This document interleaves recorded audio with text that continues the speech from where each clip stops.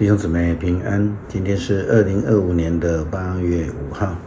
今天的经文是诗篇127篇，传道书第3章16节到第4章第8节，歌罗西书第4章第2节到第6节。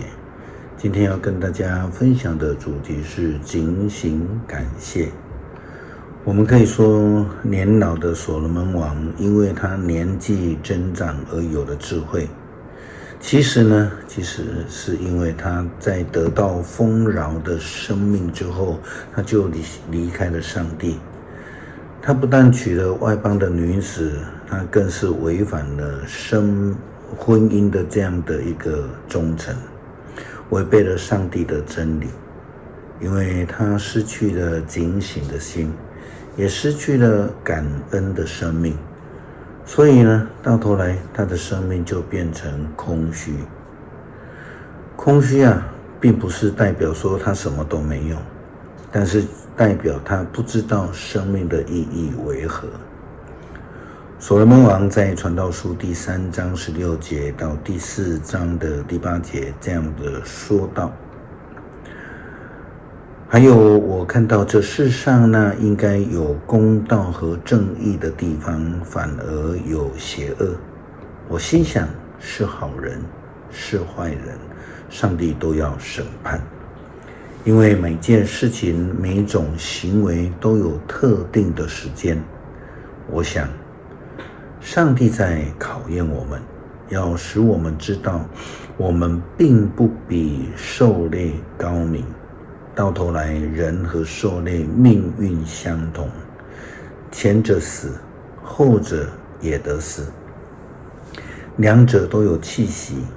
人并不比兽强，因为一切都是空虚，两者都要归回尘土，他们从哪里来，也要回哪里去。谁能够肯定人的灵会往上升，而兽的灵魂落下地呢？所以我看人最好是享受他辛劳的成果，这就是他的命运。谁能使他看见身后的事呢？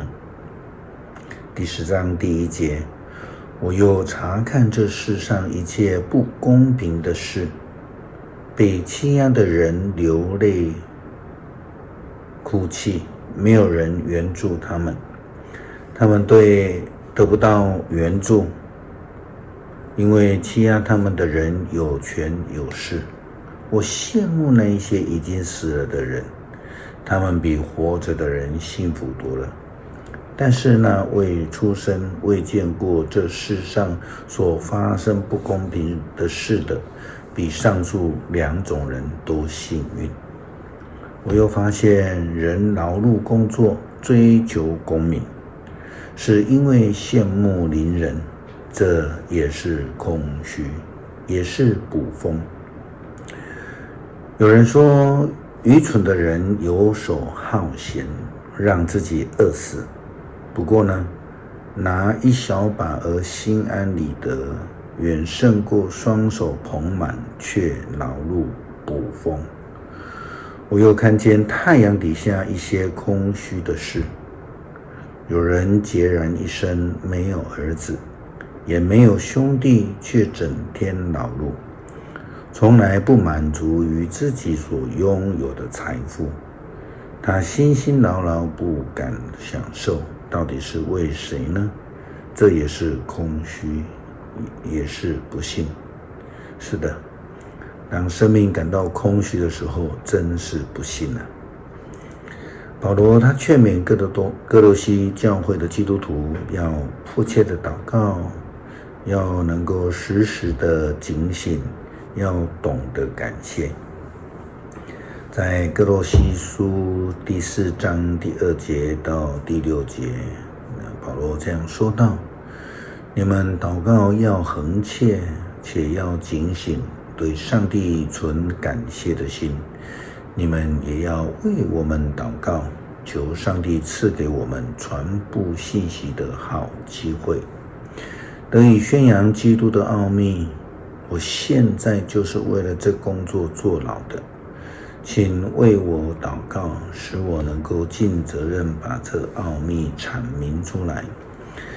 你们跟非信徒来往有智慧，要把握机会，讲话温和风气，好像用盐调和，要知道该怎样回答每一个人所提出的问题。当一个基督徒能够以祷告为生活，他懂得感谢，知道要警醒的时候，他就懂得用智慧与人交往，特别是对于那些未信者的朋友之间的交往。诗篇127篇，要不是上主建造房屋，建造者的工作就都无效；要不是上主守护城池，看守者守卫，那就徒劳。早起晚睡，为生活整天劳碌，都是枉然。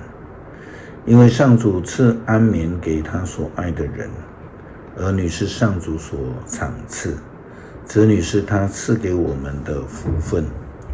人在年轻时所生的儿子，就像是战士手中的剑，剑袋装满这种剑的人，多么有福啊！他在城门口跟仇敌争辩，不致失败。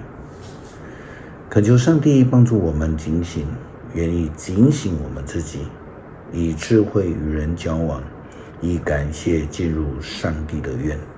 祷告奉主耶稣基督圣名求，阿们。